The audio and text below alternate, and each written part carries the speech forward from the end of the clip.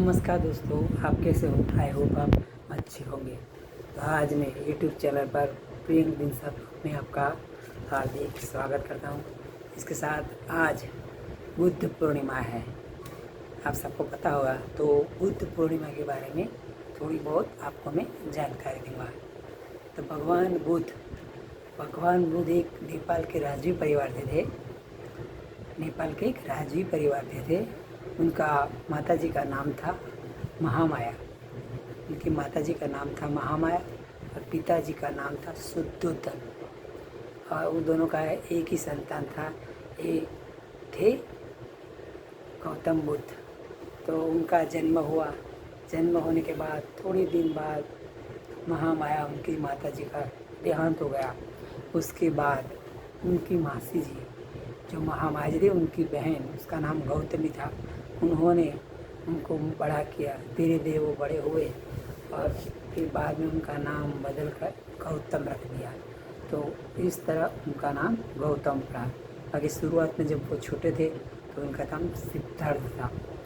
बाद में उनकी मासी जी ने उनका नाम बदल कर, मासी जी का नाम गौतमी था, तो उन्होंने अपने भांजा क्या है ना, उसका नाम बदल के गौतम कर दिया। इस तरह उनका नाम गौतम पड़ा। और गौतम पड़ा उसके बाद 16 साल की उम्र में पिताजी ने उनकी शादी कर दी। 16 साल के बाद सिद्धार्थ जी की शादी कर दी। शादी के बाद उनकी पत्नी आई और उनकी पत्नी का नाम था यशोधरा। उनका एक बेटा हुआ। उसके बाद फिर धीरे धीरे उनका जीवन वैराग्य की ओर जाने लगा। वैराग्य जीवन जीने का सोचते रहे। कहीं इधर कुछ जगह पर जो देखा, कोई खाते पीते देखा, कोई रोता है, कोई ने खाया नहीं, कोई गरीब है, वो सब उनके दिल में ऐसी फीलिंग होने लगी। तो उन्होंने धीरे धीरे वैराग्य की ओर गए। फिर एक दिन अचानक जंगल की ओर चले गए और तप करने लगे और तप में वो लीन हो गए। तो इस तरह लीन होने के बाद फिर कई देशों में वो धीरे धीरे फिरे और कई जगह जाए और फिर उन्होंने बहुत अपने धर्म का अच्छी तरह प्रचार किया। प्रचार के बाद में वो फिर वहाँ से आए बिहार में।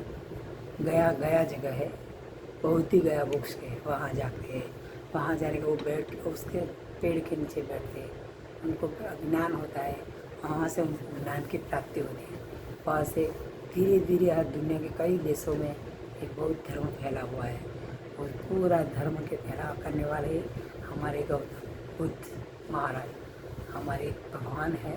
और कई लोग बोले जाते हैं कि विष्णु भगवान अवतार थे, ऐसा भी माना जाए, ऐसा भी लोग बोलते हैं। तो खरेखर आज बुद्ध पूर्णिमा के दिन हम भगवान बुद्ध को याद करें, उनकी पूजा प्रार्थना करें, उनके बताए मार्ग के सोचे। तो हमें सुबह उठ के गंगा स्नान करना चाहिए। गंगा स्नान नहीं करें तो घर का पानी में थोड़ा गंगा अंदर गंगा जल डाल के फिर स्नान करना चाहिए।